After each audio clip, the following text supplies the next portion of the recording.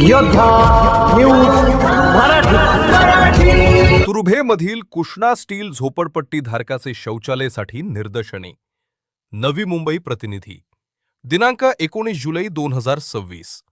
तुर्भेमध्ये प्रभाग क्रमांक 14 मध्ये पावणे MIDC येथे कृष्णा स्टील झोपडपट्टीमध्ये सुमारे 400 हून अधिक रहिवासी शौचालय बंद असल्याने उघड्यावर जावे लागते आहे।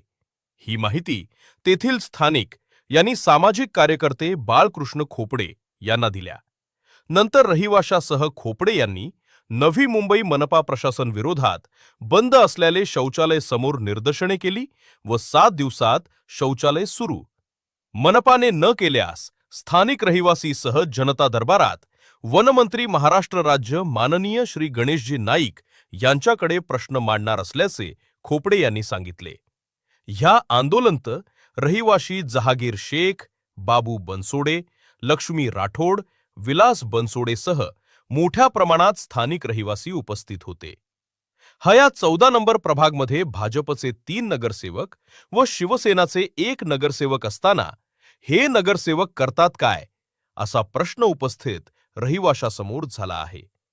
झोपलेले नगरसेवक जागे होवोत हीच प्रार्थना अशी प्रतिक्रिया सामाजिक कार्यकर्ते खोपडे यांनी दिली।